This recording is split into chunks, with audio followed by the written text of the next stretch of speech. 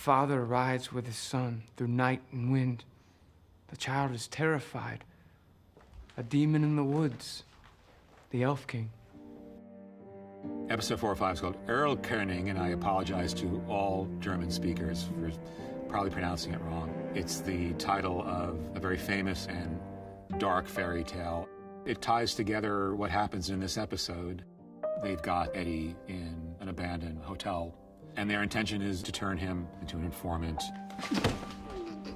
Eddie does have this internal code. He has defined himself by this idea that he is ever loyal, that he would never betray Nucky, and he never has up until this moment, and that completely breaks him. Because that is what Nucky told me to do.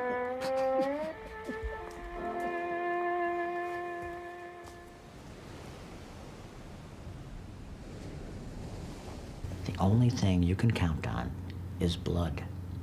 Nucky's well aware of the echoes of his history with Jimmy when it comes to Willie, and he's really determined not to repeat those mistakes. Willie clearly idolizes his mysterious, powerful uncle. Nucky sees that there is something of him in Willie.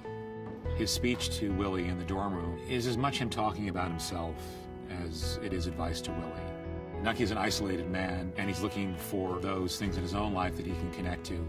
Margaret is gone, the kids are gone. He's looking to reinforce those bonds that he does have, and that is family. Blood is important. It's the only thing you can count on. And that kind of runs through the whole episode for the other characters as well. Right, this is how it is. We're running Cicero.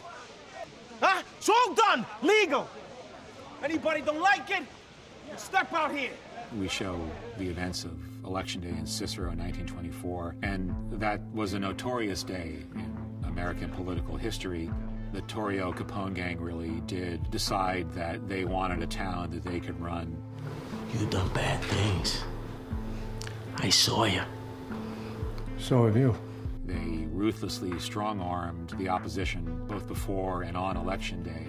There were bands of roaming armed men in the streets of Cicero at the polling places, threatening people, beating them up. There were knifings, there were shootings. Frank Capone was shot down in broad daylight by a group of plainclothes, deputized policemen. And despite the fact that all this was known, reported upon at the time, nonetheless, the election in Cicero was considered valid, and Capone's candidate, Joseph Klena, was made the de facto mayor. And they did run Cicero as their own private company town for several years.